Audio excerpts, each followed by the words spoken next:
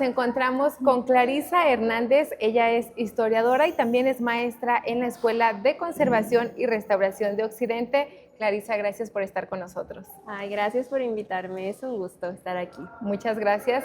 Pues precisamente en el marco de la celebración de un aniversario más de la independencia de México, la independencia de nuestro país, queremos recordar pues en qué consistió este evento histórico. Después, de pronto, como mexicanos, y en las familias o con los propios niños, pues es cuando retomamos el tema, cuando Claro. surge esta fecha, cuando en las escuelas les piden tareas o realizar diversas actividades sobre este tema.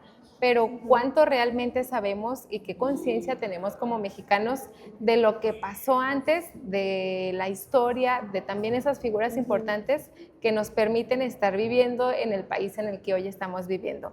Entonces, Claro. ayúdanos un poco por dónde podemos comenzar. ¿Qué fue la Guerra de Independencia? ¿Qué fue este movimiento de 1810?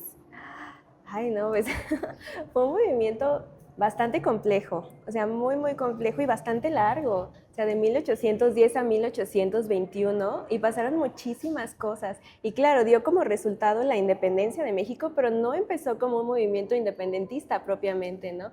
Había ciertas incomodidades políticas, económicas, sociales. En ese momento Napoleón invade España, entonces le quita la corona a los Borbones y ahí crea un vacío de poder, hay un conflicto y justo tanto España como los reinos americanos no saben bien qué hacer, ¿no?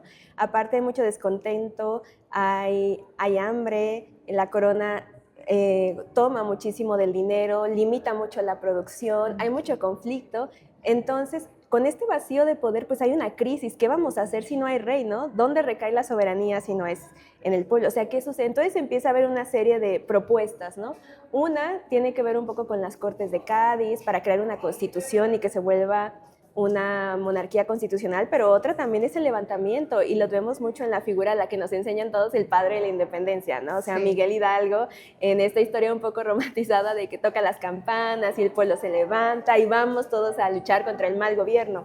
Pero justo es un poco más que eso, mucho más complejo porque implica que hay muchas facciones, muchas figuras importantes y muchísimas personas formando parte de este movimiento, ¿no? Entonces, sí. O sea, y creo que lo que hay mucho que resaltar es justo este descontento social, porque pensemos que en la Nueva España era una sociedad muy estratificada, ¿no? No sé si ustedes recuerdan o han visto en los libros las pinturas de castas, que siempre es como español con indio, así como, bueno. Como la denominación de, pues, las mezclas, digamos, ¿o no es correcto decirlo así?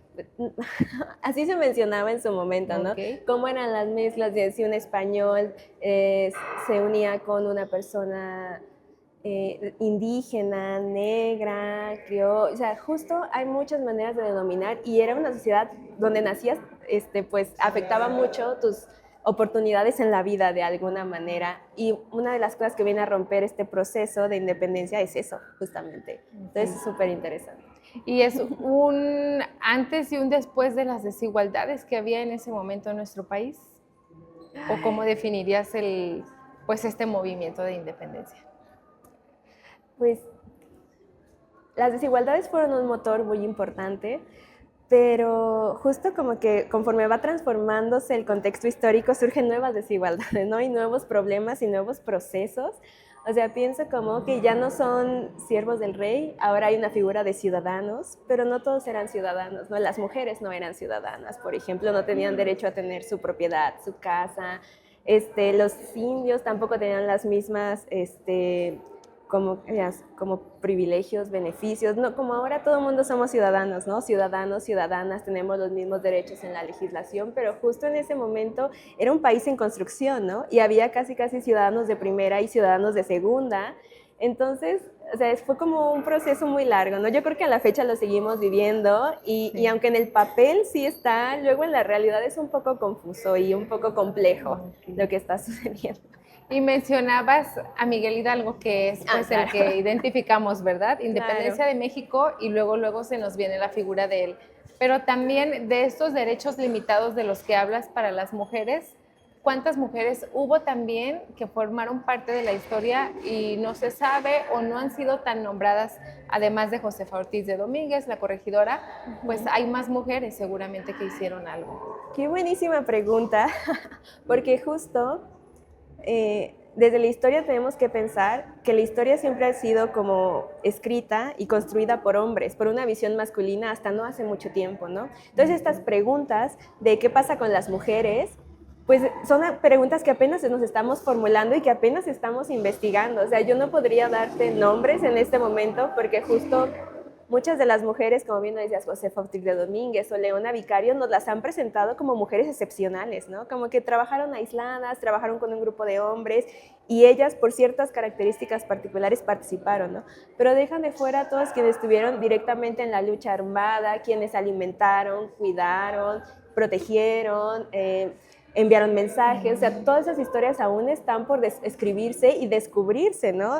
Es un reto para nosotros como encontrar las fuentes que nos permitan entender esas dinámicas, o también las mismas fuentes, pues también fueron escritas por hombres, entonces justo es todo un reto ver las ausencias y detectar y poder seguir el hilo por ahí. Y como historiadora, ¿qué destacarías de este movimiento? ¿Qué lección o qué aprendizaje debemos tomar de esto? Que también pues, nos hace sentirnos orgullosos como mexicanos y cada año lo celebramos y nos damos cita, en este caso aquí en el estado de Jalisco, en el centro de Guadalajara. ¿Qué es lo que hay que reflexionar, lo que hay que hacer conciencia de este fenómeno que, como tú dices, pues se sigue investigando desde el ámbito histórico? Sí. Qué buenísima pregunta, porque justo veo la independencia no solo como una guerra que implicó la independencia de España, ¿no? Justamente es como un proceso, es un proceso que nos invita a repensar como a la sociedad, a cómo se van tejiendo lazos, cómo el pueblo se para frente a las injusticias y cómo pues el contexto no necesariamente es determinante, sino que uno puede como... Y también, pues hablando de lo que ocurrió en nuestro estado de Jalisco, también suena como parte de la historia con el periódico El Despertador Americano, que fue precisamente editado aquí en nuestro estado. ¿Qué tan importante fue para publicar o para compartir los ideales insurgentes de aquella época? Me encanta, me encanta. El Despertador Americano es un periódico imprescindible, me parece, porque justo, por un lado, a mí me gusta pensar que es una manera de descentralizar la historia, justo porque estos relatos nacionales siempre ocurren en el centro del país, ¿no? Y de estas figuras y la Ciudad de México y todo pasa allá, ¿no? Sí. Pero justo Hidalgo sale, llega acá a Jalisco y decide imprimir aquí el periódico El Despertador Americano, donde tiene sus postulados, sus propuestas ideológicas levantando a la libertad. O sea, justo Guadalajara se posiciona como un foco importante, pero pensemos que no cualquier lugar tenía una prensa, una imprenta, ni quien supiera manejarla. O sea, y que hubiera en Guadalajara, que aquí se imprimiera y que circulara. O sea, es como, se imprimieron 7 ejemplares, ¿no? Pero un tiraje de 2,000 ejemplares por cada número. O sea, es una maquinaria. Entonces, justo, también nos invita a pensar otras cosas. Por ejemplo, aparte de la producción de la imprenta, pero los modos de circulación de los textos, ¿no? La idea impresa, pensemos que en ese momento no estaba lo de la libertad de expresión como la conocemos ahorita, que mucha gente puede opinar, comentar, leer, discutir a través de la prensa, pero en ese momento no, había un permiso para imprimir por parte del rey, entonces el rey, toda la administración virreinal eran quienes controlaban lo que aparecía ahí. Entonces, que él hiciera eso, que rompiera con eso y que aparte fuera como todo un caos, ¿no? De que empezara a circular este texto, que claro que lo cazaban y lo querían destruir porque estaba difundiendo estas ideas contra la corona, ¿no? Contra el status quo que tenía en ese momento. Entonces, lo difunde y también nos invita a pensar en otra parte, ¿no? Nos hablan de que mucha de la población era analfabeta, que no sabía leer, pero justo pensemos en las prácticas de lectura, ¿no? Que también se leía en voz alta, se compartía de voz en voz. Entonces nos da para pensar muchísimo todo esto, ¿no? Cómo circula la información, tanto escrita como oralmente, y que mucho de la historia se conforma de ese tipo de fuentes, ¿no? Que son fascinantes. Y también muy padre que nos podamos sentir orgullosos de que ese gran avance en el ámbito de la comunicación, de difundir estas ideas, pues se dio aquí en nuestro Claro, estado. claro, o sea, y lo tenemos aquí en la Casa de los Perros, que podemos ver facsímiles de los ejemplares, el espacio, o sea, aquí se imprimió en el centro de la ciudad, ¿no? Eso es fascinante. Sí, ahora como jóvenes, pues que ya conocemos un poco de la historia, las nuevas generaciones, sin duda estos historiadores, estos personajes, pues nos han dejado un legado. Los mexicanos que estamos hoy también formando parte de la historia que se sigue escribiendo en nuestro país, ¿de qué nos podemos sentir orgullosos?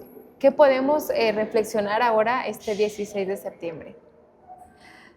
Bueno, de entrada, que esta lucha no fue cosa de unos cuantos, fue de todo un levantamiento de un pueblo, de un conjunto y de ideales que se persiguieron y se consiguieron, ¿no? Se conquistaron muchas cosas.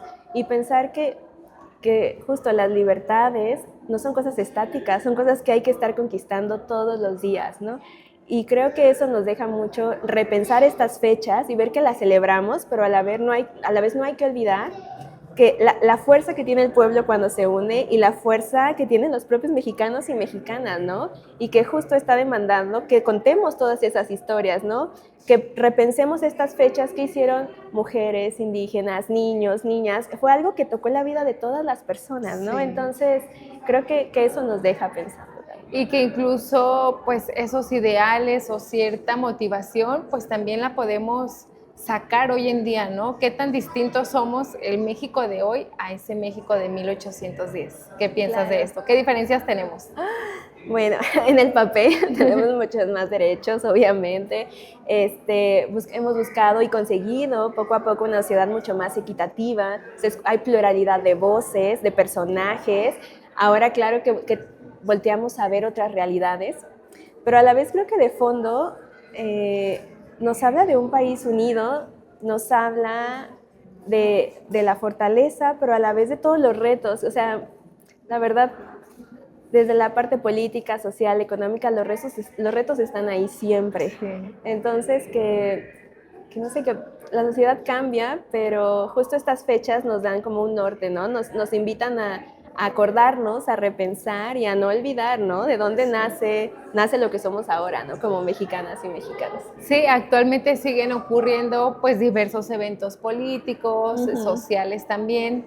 Acordarnos de esto, ¿no? De nuestras raíces, de alzar la voz, de luchar por eso que creemos y también pues de no permitir injusticias, seguir luchando por el país que queremos, ¿verdad? Exactamente. Bueno, pues muchas gracias. ¿Algo más que quieras agregar de este movimiento? Que disfruten mucho el 16 de septiembre y sí. Y si podemos juntos en familia, hay que leer, hay que recordar, hay que involucrar a los más pequeños pues a este gran movimiento de nuestro país. Muchas gracias. No, a ustedes, gracias. Gracias, seguimos con más.